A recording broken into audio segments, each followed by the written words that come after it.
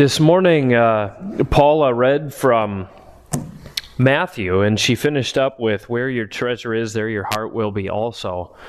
That's where we're going to be today, actually. Not the Matthew version of that, but the Luke version. Yeah, so fitting. I want to invite you guys, before we get into this, and we will talk it through like we have been, take a moment to just survey your thoughts, where your mind has been, maybe the last 24 hours or so. Things you thought about this morning, maybe things that were on your mind at different points yesterday, and it's probably all over the board. Think also maybe about things that you did in the last 24 hours, whether this morning or yesterday. And the thing is, we've all thought different things. And we've done different things over the last 24 hours because we're different people. And your thoughts and the things that you do, they sort of sit on the surface of who you are. But underneath that are things that each of us believe.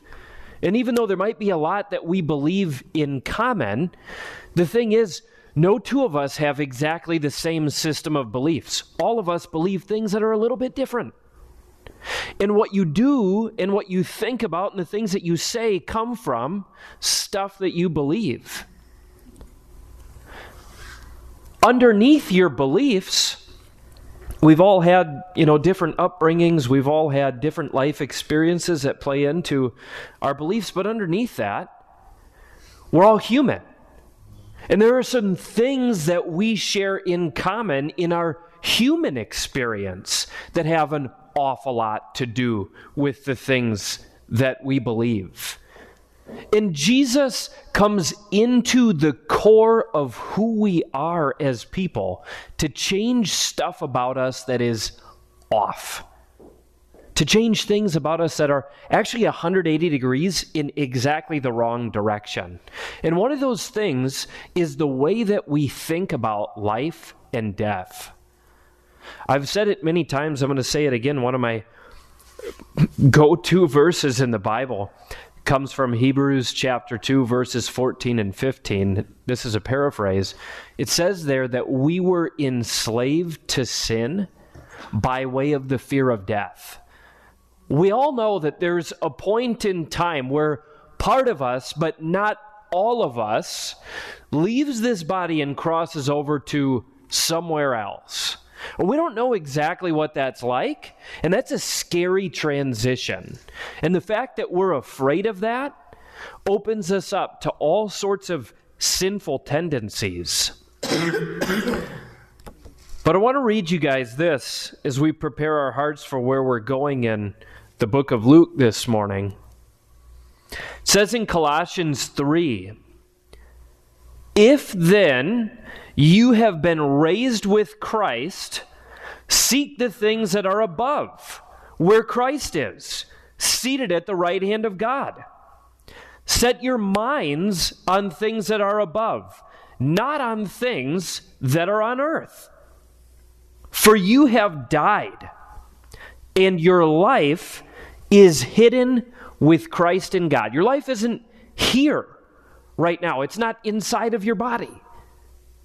Your life is actually hidden with Christ in God right now. Verse 4, "When Christ, who is your life, appears, then you also will appear with him in glory. Put to death, therefore, what is earthly in you: sexual immorality, impurity, passion, evil desire, and covetousness, which is idolatry." It's that last thing there, covetousness, which is idolatry, that we're going to see here in Luke chapter 12. I'm going to have you guys open to chapter 12 with me. We're going to read a chunk of it. We're going to talk about it. Then we'll move on to another chunk of it. Starting in verse 13 here, Jesus says, actually it says here before Jesus talks, "Someone in the crowd said to him, 'Teacher, Tell my brother to divide the inheritance with me." But he said to him, "Man, who made me a judge or arbitrator over you?" And he said to them, "Take care and be on your guard against all covetousness.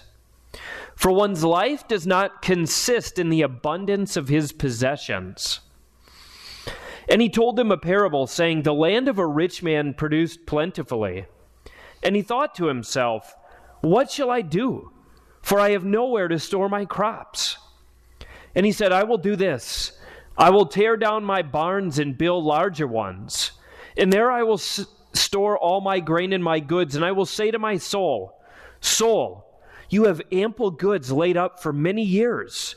Relax, eat, drink, be merry.' But God said to him, 'Fool, this night your soul is required of you. And the things you have prepared, whose will they be? So is the one who lays up treasure for himself and is not rich toward God.'" What do you guys see here? What observations do you have? Are there things that stick out? Anything? Pretty contrary to your profession. Yes, it is, and we might go there. It's exactly contrary to my profession. For those of you who don't know, I do financial planning, investments. I help people live the American retirement dream. So, yeah, we're going to talk about that. This passage is near and dear to my heart because it's actually, I've heard people say many times, retirement is not a biblical concept, but oftentimes they don't really have a great argument underneath that. You don't see retirement exactly in the Bible. One thing that you do see is that elderly people in Bible times were people who were in a financially vulnerable position. Why? Because they couldn't work to earn a living anymore, so they were dependent on other people. Well, we live in a very interesting point in time where some of the most financially secure people are people who are way up there in years. We live in a point in time where it's possible to put money away, to save money, to let it grow and grow and grow, and then to be in a place where you actually have the financial freedom and flexibility to do things that you were never able to do at any other point in time in your life. And even though the word retirement is not in this passage, I don't think that there is a single place in the Bible that speaks more specifically to the idea of retirement, which is a pretty new concept, historically, by the way. Hasn't been around forever. There's not another passage in the Bible, in my opinion, that speaks more directly to it than this. That's good, and we're going to talk a little bit more about that. I just know you have ministry now. Not offensive at all. No, I wasn't going to bring it up myself, but if someone else did, well, we'll go there. So, John, what do you got? Just on that, I think that in the past people didn't live long enough to get to retirement. There was a very few people, probably mostly the widows, Sure. who did. But you know, when life expectancy was 40 years old, well, you just didn't, you're not done working and you're dead. So Yeah. so that was. So we're in the 70s and 80s now, and they're physically unable really to do much work. So. Well, and we come across people in the Bible who are up there in years too, actually. And it's, I mean, we could look at, for example, the Middle Ages where it seems like life expectancy is receded, but it wasn't terrible back here. Jesus even speaks to the fact that he criticizes the Pharisees at one point who, if you vow your possessions to God, you're no longer required to use them for the benefit of your parents. Okay, so they actually lived in a society where it was typical that you'd have multiple generations under one roof, and the expectation, God's expectation for his people, is that you'd care for your elderly parents when they couldn't care for themselves anymore. What else we see here? Bruce? My takeaway is verses 17 through 19. Yeah. There's a lot of I's, me's, myself. Yeah. It's okay to have this wealth or this abundance, but he leaves God out of the whole thing. Total, yeah, absolutely. That's very clear at the end of the verse, but yeah, you're right. Yep, the word I, me, these types of things, yeah, they're all over the place there. Definitely God's left out of the picture. He is not rich toward God, as it says in verse 21. Yeah. Yeah, he's right. Starving or on the streets begging. Totally. It's all about him here. Yep. Anyone else have anything that sticks out? Let me ask you guys a question. So he has this idea here about what his future is going to look like, right? So he had barns, it seems, but then he's surprised by his land produces plentifully, and now the problem that he has is, I don't have enough space for all of this extra grain that I've accumulated. I better tear down my barns and build some bigger ones, which means he probably had a limited amount of land if he couldn't fit extra barns on that property, perhaps. But he imagines a version of the future where he's good, he's set, he has enough food, has enough money for maybe decades, and, well, what's he going to do with that over decades? He's going to eat and drink and be merry. He's going to live the American retirement dream. If you go on the website of just about any big financial company and you just look at their front page, doesn't matter whether it's an insurance company, doesn't matter if it's a mutual fund company or something like that, what you'll often see is a picture of a couple upwards of 70 years old who is either just living their life in the best way possible or they're sitting down with someone who's talking to them about how to do that. We're all sold on this idea that there is something great to look forward to toward the end of our lives before we get to that point that we're all scared of where we pass on to somewhere else. But the question that I have is, he imagined this version of his life for perhaps decades. It looked really good. Was that real? Was it? The version of his life that he imagined, was it real? Well, it was real, but it wasn't honoring God.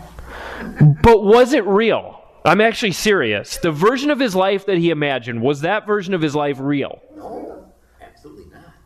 I say no. I'm on Mark's side. I say absolutely not. Why? It says right here, you're going to die. Yes. Yes.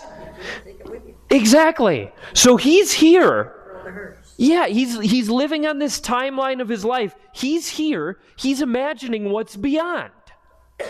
Little does he know, he's not going to make it to what's beyond. He's not going to enter into the years where he eats and drinks and is merry. So that version of his life that he imagined, it wasn't real. It was totally fake. It came out of his imagination. Yes, it was real in his mind, but it wasn't actually real. The version of the future that we imagine isn't real. And we all imagine what the future will look like all the time. The reason that we know that it's not real is because we don't know exactly what the future is going to hold. I guarantee you this, if you've imagined what the next 5 years, 10, 20 of your life look like, whatever you've imagined, some parts of that might happen, that version you've imagined is not real, because that's not exactly how it's going to go. So, covetousness, and this is really interesting. Covetousness is driven by this idea. I want you to look here at verse 15. Covetousness is driven by this idea that our life, the life that is inside of us, that our lives consist in the abundance of our possessions, that our lives are made up of the abundance of our possessions. That's like ingrained in our brains. And it doesn't matter whether you're an American in the 21st century or you're an Egyptian pharaoh who's going to be buried with all sorts of stuff. or if you're a Native American, or a European, or if you were from Southeast Asia, cultures all around the world have had this fascination with burying people with their possessions always. It's like wired into our brains. It's crazy. We have this idea that somehow there is a connection between our lives and the things that we own, and Jesus says, no, it's not that way. Now let's go back a little bit further than verse 15. This is weird, by the way. Luke is the only one that picks this up. Jesus is talking to a crowd. If you look at verses 1 through 12, he's talking to a crowd of people, as he often is. Some guy says, out of nowhere, not even related to the subject Jesus is talking about, "Teacher, tell my brother to divide the inheritance with me." Does that strike anyone as weird? Yeah. Okay. So, and Jesus responds with this, which also on its surface might seem weird. Be on your guard against all covetousness. Does that strike anyone else as kind of seemingly an odd response? Maybe you have to think into that a little bit more to connect the dots. What's strange about that?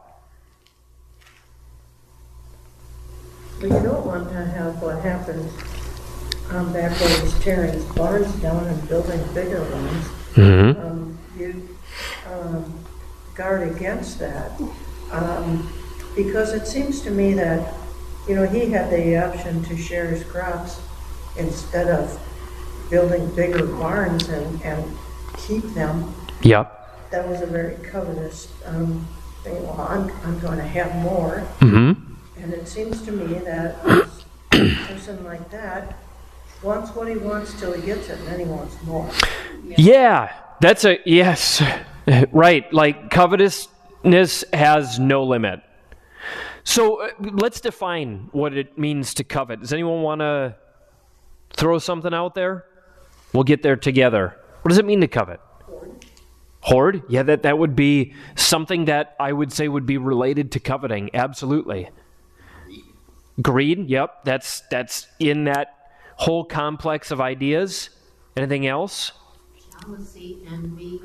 Yeah, they're kind of right in the same vicinity as each other. So if you covet something, you want it, right? Yeah, but it's maybe more than just wanting it. It's like having a longing for it, like a deep desire for it, right? And so what I think is really interesting in this verse here, where he tells the guy not to covet in response to the guy asking him to tell his brother to divide the inheritance. John, you got something? Well, is that another case where Jesus really knows what the guy's problem is? For sure. And more so than he may be willing to admit himself. I think that's absolutely true. Yeah, we see a lot of times in the Gospels, particularly in interactions with the Pharisees, where Jesus can actually perceive their thoughts. And then he speaks to those thoughts, even though they weren't voiced by the other person. Amazing. So this guy who wanted the inheritance divided, well, let's play out the scenario here. His parents die. And, in Old Testament law, the firstborn's going to get a double portion, but the others get something, right? So did this guy, if he's talking about a brother who didn't divide the inheritance, does this guy have some rightful claim to at least some of that inheritance? Yeah, I would say so, right? So here's what's really crazy about this. Jesus says, he calls it covetousness, to want something that this guy has a right to that isn't yet in his possession. Whoa. So to covet something, according to maybe a biblical definition of the word, is to want anything that isn't presently in your possession, even if you have a legal right to it.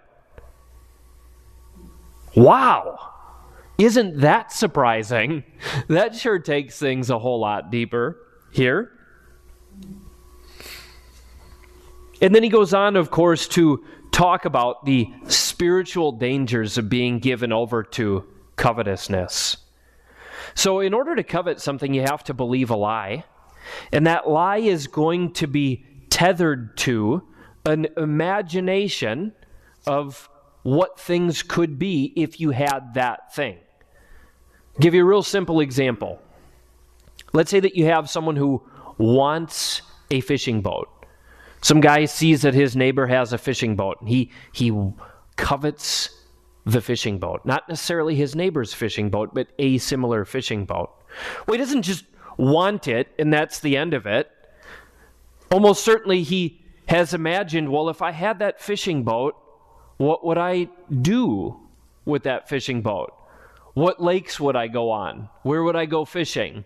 What other vacation possibilities might that open up? Yeah, what fish do I plan on catching, and where do I plan on catching it? Maybe he imagines what those episodes might look like if he had that fishing boat.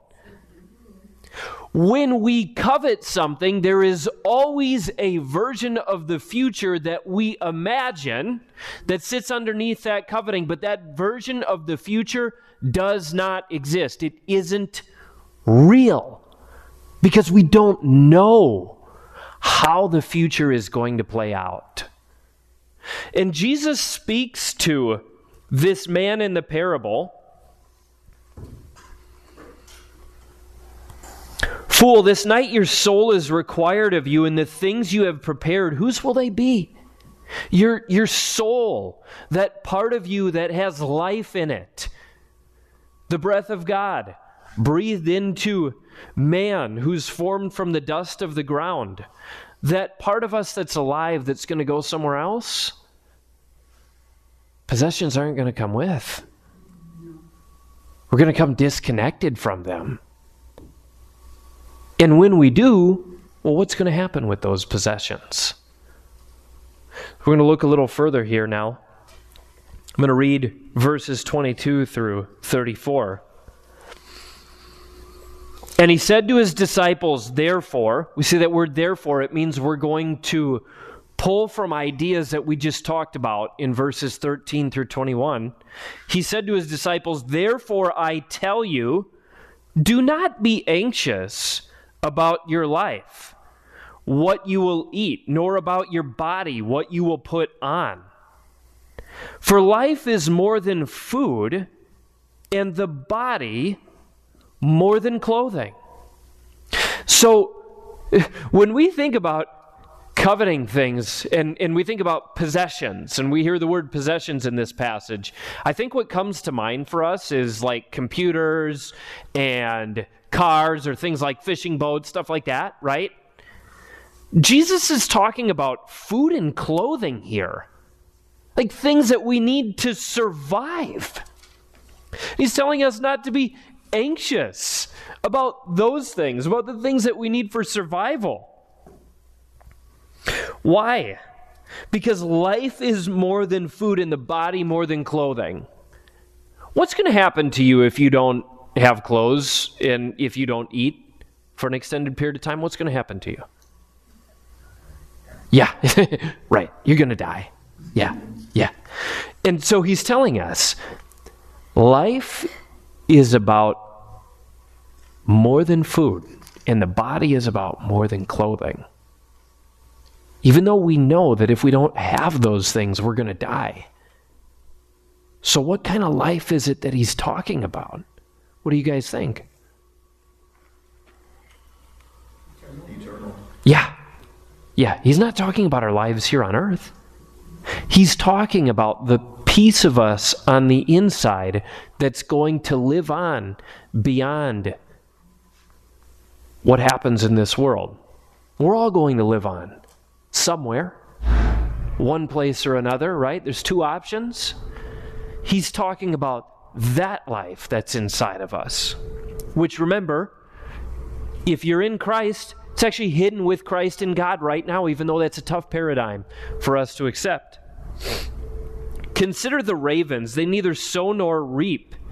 They have neither storehouse nor barn, and yet God feeds them. Of how much more value are you than the birds? The ravens, they don't build barns. They don't gather up food and put it away for the future. They don't even have a mind to imagine the future. They live for the present. They live in the moment. When the snow started to fall, did any of you observe that the birds come out and they eat up all the seeds that are on top of the snow that fell from the plants? They live for the moment. And God is faithful to feed them. Which of you, by being anxious, can add a single hour to his span of life? So I want you to see this too. I got to back up a moment. Anxiety. Anxiety sits underneath covetousness. Anxiety over what? What's that? Yeah, absolutely. Yeah. And why do we want to have the stuff? So we can plan for the future. Yes. We get anxious about the future. Yeah. And our anxiety drives us to do things that are sinful. Why? Because it comes from a sinful place in our hearts. But which of you, by being anxious, can add a single hour to his span of life? What might you do in your anxiety to try to add time to your length of days? What are some ideas? Work harder, work longer, work. Yeah, absolutely. You might work. Yeah, what else? What are some things that we do in our anxiety to try to prolong our days or to add to our perceived security? Do things to stay healthy. Yeah, do things to stay healthy. Absolutely. Right. What else? Any other ideas? Yeah. Get a better job. Yeah. Right. Better job, more money. Yep. So what's really tough about this verse here, which of you, by being anxious, can add a single hour to his span of life? You got to take that verse and you got to attach it to verse 20, where God says to the rich guy, "Fool, this night your soul is required of you."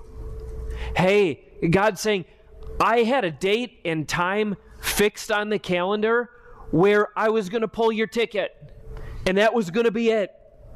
And you made it there, and now it's your time. And we think that there's all sorts of things that we can do to prolong our lives. And on the one hand, that might be true, but you really got to be super careful with that, because if you want to take the things that Jesus says at face value, he suggests to us that actually God knows when he's going to pull your ticket. And the things that you do that are driven by anxiety to try to extend out that day where he's going to pull your ticket, they actually don't have any effect. He's going to pull your ticket when he's going to pull your ticket, and what you've done to lengthen your days isn't really going to move the needle. So why are you anxious about that if you can't even extend your life by an hour? Get better sleep, you won't extend your life.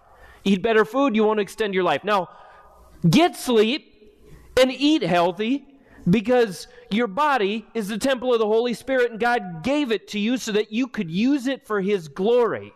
Therefore, take care of it well so that you can maximize what he's given you.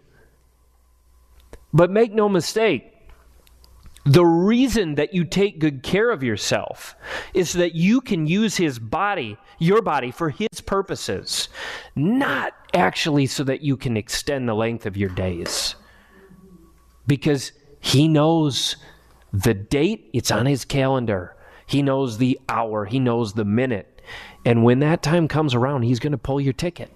You can't extend that, like it or not.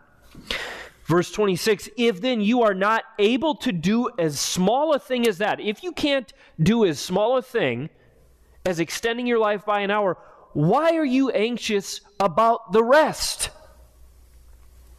Consider the lilies, how they grow. They neither toil nor spin. They don't work. They don't busy their hands needlessly, like some of you guys said. Yet I tell you, even Solomon in all his glory was not arrayed like one of these. But if God so clothes the grass, which is alive in the field today, and tomorrow is thrown into the oven, how much more will he clothe you, O you of little faith? So we've just heard, hey, the birds, they don't get anxious about where their food's going to come from, and God feeds them, and you're more important than they are. The lilies, they don't work to be beautified, but they're extraordinarily beautiful because God has made them that way. He's clothed them that way. You're way more important to God than they are. It says, how much more will he clothe you, O you of little faith? What does that O you of little faith imply if you take it with the statements that we just talked about? What are some ideas? Trust. Yeah. You want to take that a little further? No? That's okay. Yeah. That's all good. Someone else want to take that further? Faith in God. Yep. He's going to do what he says he's going to do. Yeah. Faith in who he is. Trust in who he is. Anyone else want to throw a little more on that? Yeah, no.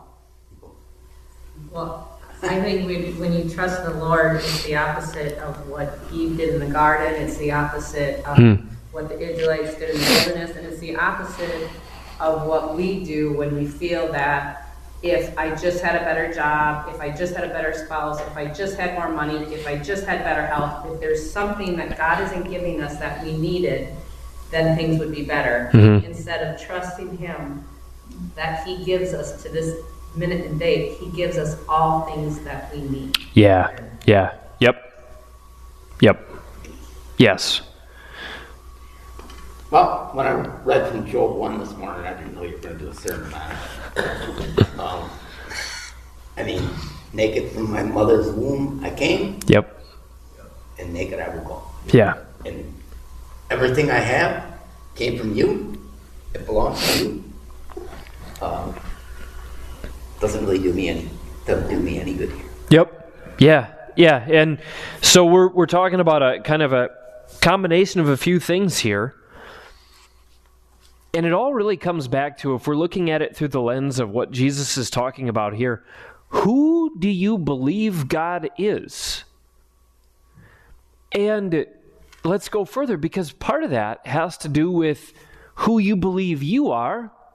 But now let's put those together. Who do you believe that you are in his eyes? You're way more valuable than the birds. You're way more valuable than the lilies or the grass of the field, which is here now and tomorrow isn't. God takes great care of them. Can't you believe that he would also have a desire to take good care of you too and to give you the things that you need? Yeah. Verse 30, 29. Do not seek what you are to eat and what you are to drink, nor be worried. Don't seek what you are to eat. Don't seek what you are to drink.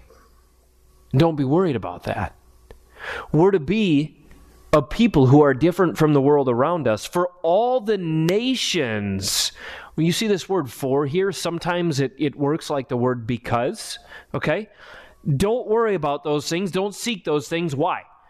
Because all the nations of the world seek after those things. We're supposed to be different from the world around us. All the nations of the world seek after these things, and your Father knows that you need them. Instead, rather than seek food, rather than seek what you're going to drink, rather than go down the path of be worried about those things, instead, seek his kingdom. The energy that you would use to put toward seeking food, the energy that you would use to put toward seeking drink, the energy that you would use to put toward doing things that you think will extend the length of your days, put that energy toward seeking your Father's kingdom. And these things will be added to you. Maybe not in abundance, but you'll have what you need for the days that he's given you to do what it is he has for you to do. Now we get toward the part of this that Paula read in Matthew. Well, all that's fine and good so far, right? We're coming to this place of we do things different than the world around us because we're seeking his kingdom. Well, now we go to verse 32. Fear not, little flock, for it is your Father's good pleasure to give you the kingdom. Well, that's good news. Why? Because if God doesn't want to give you the kingdom, and we've taken at face value everything Jesus has said so far, we actually got a real problem. Seek his kingdom and these things will be added to you. Well, if he went on to say, seek his kingdom, God doesn't want to give you his kingdom, you got a real problem if you're concerned about where food and drink are going to come from. But the good news is that the Father's pleasure is to give you the kingdom. Therefore, you can seek it. Therefore, you can run after it. And in the course of seeking the things that God has and seeking his plans and seeking his purposes, he's going to take care of meeting your needs for the number of days he's given you.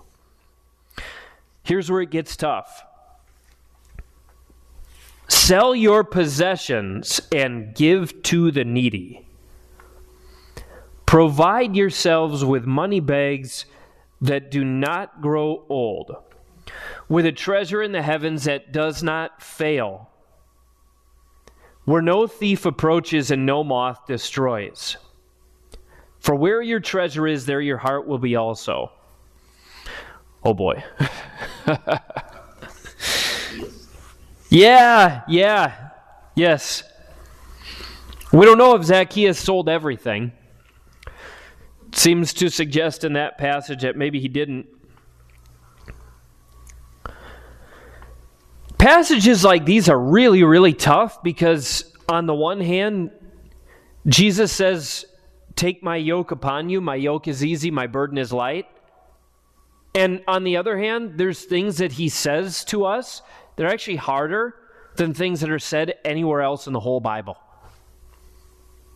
So let me ask you guys, and this is not a criticism of any of us. It's for the purpose of conversation as we come to a close here. Are we going to sell all of the things that we have and give to the needy? Is that something we're actually going to do? Yeah, we're not going to do that, right? Yeah. If we're being honest, we're not going to do that. Right? Dick, you got something. This all gets back to what he originally said. He says, I have no place to store my crops. We don't have anything. They all entirely belong to God. Mm-hmm. And when we understand that, we will then have a whole different approach to investments, to contributing to other people, because it's not ours to begin with. Yeah.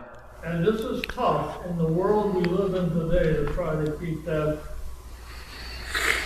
visibly in front of us. Yeah. So I want to talk about that a little bit. I've done something recently that I'd never done before. Have any of you guys, you don't have to show hands, have any of you guys ever read a personal finance book before? I have never, up until recently, I had never read a single one in my life. Because it's boring stuff. I don't want to read about that. That's for people who are lame. I don't know. But I started to read, out of some fascination, I started to read some Christian content, Christian personal finance books, feeling like I should, and I'm going to keep doing it. There is a big movement, and there's kind of a new movement now, but there's been a big movement of all this stuff belongs to God, right? It's all his.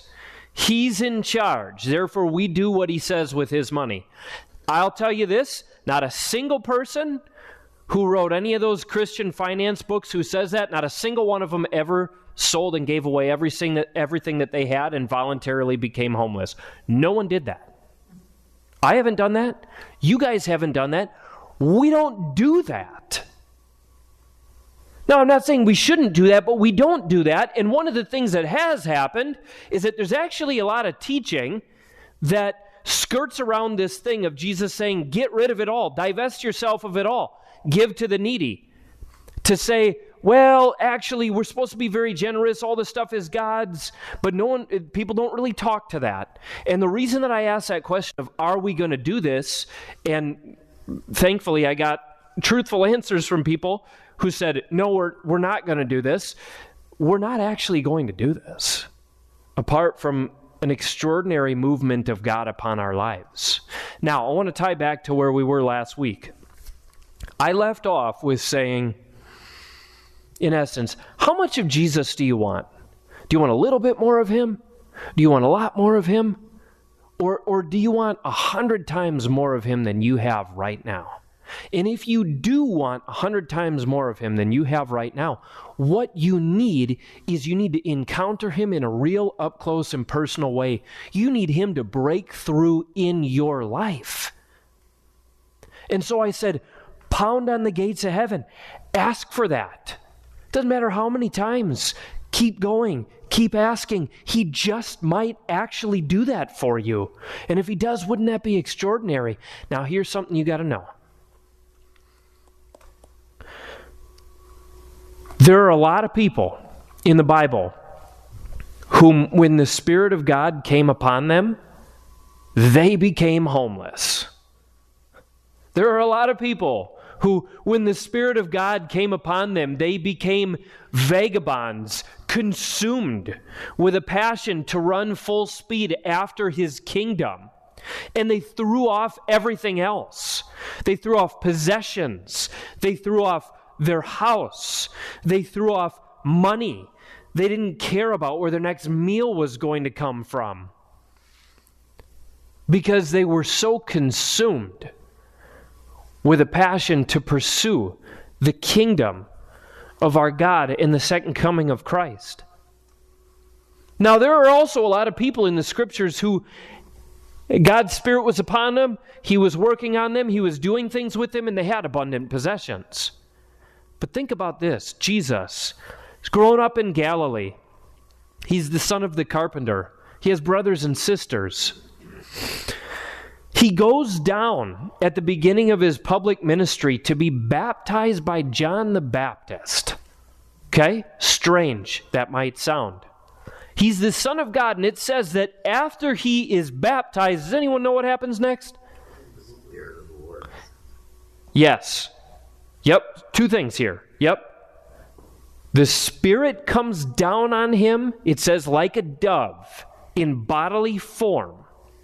And the people who were there heard a voice that says, "This is my beloved Son, with whom I am well pleased." And then what happens? The Spirit of God drives him into the wilderness for 40 days. Now that's weird, right?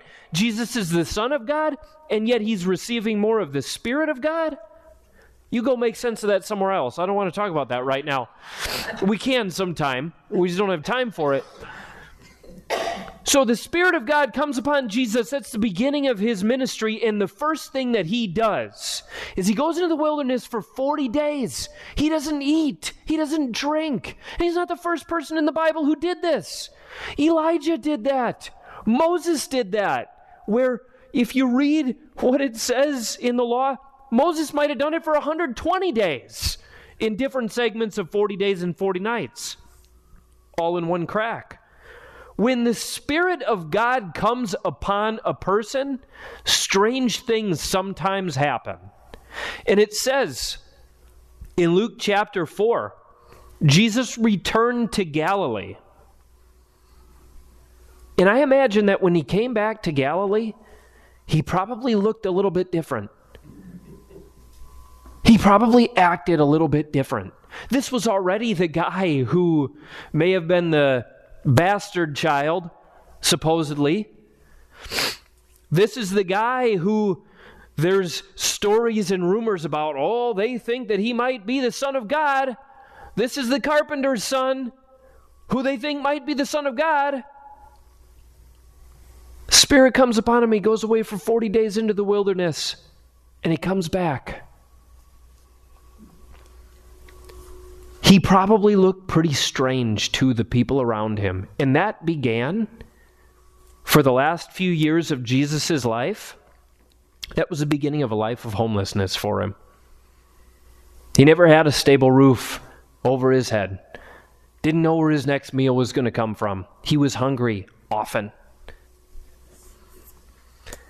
And so, one of the things that Jesus calls us to do is to count the cost of following him. And here's where I want to put it back to where we were last week.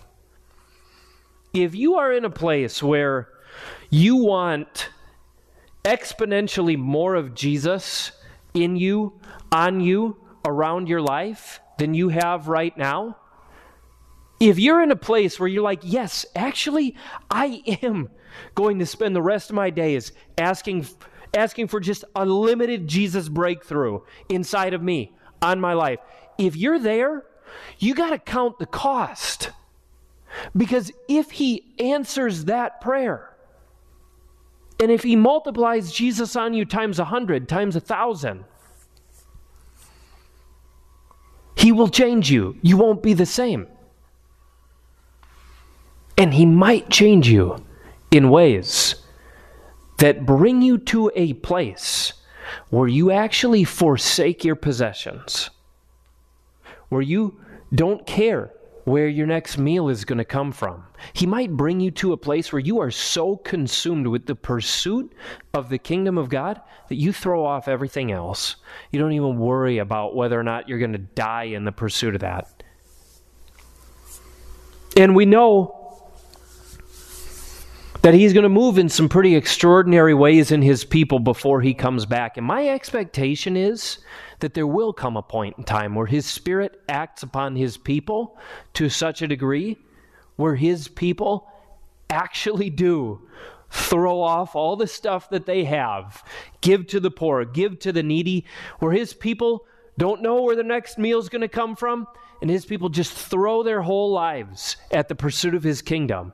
And so I invite you, if you are in a place where you want to be praying for more of Jesus in your life, for 100 times more, for 1,000 times more, for 1,000,000 times more of Jesus in your life, in your heart, and you're asking God to break through in your life for a personal encounter with Jesus that would change you and who you are, count the cost. Because if he answers that prayer, you actually might do the things that we all just said we're not going to do. When God acts upon a person, he might flip their whole life inside out. Hopefully that's exciting in a way. But it's not counter to that person's desires because he changes their desires. That's the important thing to remember. So we got a little time left yet before the meal. Anyone have any thoughts? Any comments? Questions? I have a testimony. Let's hear that. I keep thinking the little 38 special song that's the chorus is "Hold On Loosely," and the scripture that says it's better to obey than sacrifice. So if you're sacrificing everything and you're not obeying, Yeah. it's about the obedience, and you're only going to obey somebody who you believe and trust. And many years ago, when we felt the call to go to Romania, we thought we were supposed to sell everything. We just go.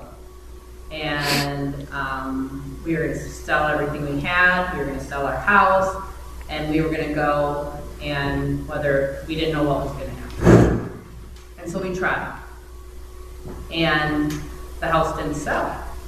But yet the Lord provided a family who was building a house and needed somewhere to stay. We're like, okay, we'll see what happens.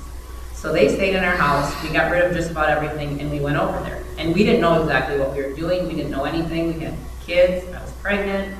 And long story short, we ended up staying a couple of years, and we were funded through a concrete company. But we ended up having to make the decision of, are we going to stay there and just figure out how to survive, or do we have to come back and keep the company going? And when we came back and sold our house in Romania because of the money exchange, the rates, the dollar was weak, or was strong when we built, so we were able to build a lot off of the little, and then when we sold, the dollar was weak, but the euro was strong. So when we sold our house, it literally, in Romania, the money we made from the money exchange alone paid off our house here. And when we came back, we felt like, okay, Lord, you gave us this house, we were willing to give it away, you gave it back to us essentially and paid it off, so we're gonna use it for your glory. And I'm not saying this to toot our own horn because this was a stumbling, messy, this is a condensed version, it was very messy. But we basically said, okay, this is your house, Lord. And we have had families of 9, we've had an Amish guy who got kicked out, we had over the years, we've had lots of different people stay with us. And as the years went by and our last couple of kids moved out, we had a lot of empty rooms, which made me nervous because we gave that house to the Lord and I didn't know what he had planned for us. I'm like, oh Lord, what are we gonna do? But, I have a plan. yeah. I get the chicken coop. But all that to say, there was no reality, like you had said, there was no reality that I saw working out that way. Yeah. And we were willing to give it all away, but the Lord said, no, I'm giving this to you, but it's still mine, and I want you to use it for my purpose. So there are times at night where Chris and I are laying in bed and I'll say, you know what? We may not always have this house and we may not always have this bed, and I'm okay with that. But for today and tonight, I'm very thankful that we have this. Yeah. And so I think really the concept of, because it's hard as you're talking about, giving it all up or even how to plan for the future, because that's where Chris and I are. But I think with what Dick said and holding on loosely and to obey what the Lord has for you. Yeah. Because it may be, like you said, give it all away. But it also may be the Lord saying, you know what, I bless you with this and I want you to use it for my glory. Yeah, and I think one of the things I was thinking about is you could have a person who decides in their own strength they're going to literally give up every single thing that they have. And if their heart's not in the right place in doing that, I think that that's a problem. And so, yes, there is time and place for just being for acting in a way that's congruent with God, what God is doing in your heart, with what he's convicting you of, things like that too. Yeah. But being open to the fact that he could do some really crazy things in a person's heart. And sometimes I knew someone who, to your point, I knew a guy who had a Tesla, and he felt convicted at one point in time that what he needed to do was he needed to sell his Tesla. He needed to get rid of it. That he had it for the wrong reasons, and that he needed to give away the extra money that he got with that and buy a lesser car. Well, over the course of a few years, that car broke down, and he was looking for a vehicle that he could get a great deal on because he was carrying debt on the vehicle that broke down. And it was after Hertz filed for bankruptcy, and they were doing a fire sale on Teslas. It just so happened to be the car that made the most sense at that point in time. Sometimes God has a way of, when you're opening your hand like that and he takes something out of it, sometimes he has a way of doing things like that to just kind of give a nod to it and give it back sometimes. Anyone else have anything? I was just thinking about when you talked about covetousness. All you need to do is take a drive through the outer areas of the town and you see long rows of storage units. Yeah. Oh my God. When I was a kid, storage was hard to come by. Like say, for instance, a family needed to put their things in transition while they were moving, relocating, or whatever. And now, it just seems to me that there's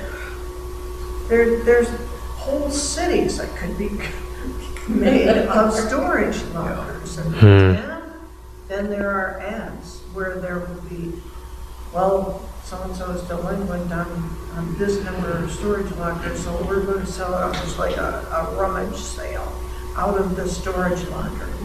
And I think what's happened over time is we've become more and more covetous. Yep. And, oh, well, I want to keep that because, and, I don't know, I get a bigger kick on giving stuff away. I don't have to think about it. I don't have to worry about it, maintain it. I don't need to, if I don't need it, it's gone. Yeah. And I got even more so after my basement got big last year. And I really feel bad about the number of storage lockers that have stuff. We don't need stuff. Yeah. And I would say, even though on the one hand, I'm kind of closing up talking about the extreme scenario of if God were to work on your life in such a way where you would actually do that, there is also time and place for, in the more mundane things of life, to push back against that tendency to want more things and to recognize that anything that you have a longing for that is not in your possession, that's covetousness. And we got to fight that tendency in us because it's an evil, wicked, messed up thing. We could talk a lot more about different places in the scriptures that pull that in. It's a problem, and it is something that we got to fight in our own lives. So we can allow, yeah. Like my grandparents grew up in the Depression, and I just feel like coming down on me, and it's like, sure. I keep things because I'm thinking, I'll abuse it someday. Yeah. I've heard from people who have said, clients of ours who've passed, where they're like, well, we were going through mom and dad's cupboards and we found beans from the 1960s, and so part of it is like we do actually, all of us at all times have things that we will never do anything with. It comes from some of those tendencies in us. So we can have maybe one last comment, but remember, if you speak, you got to pray. Or you can just pray. Going once?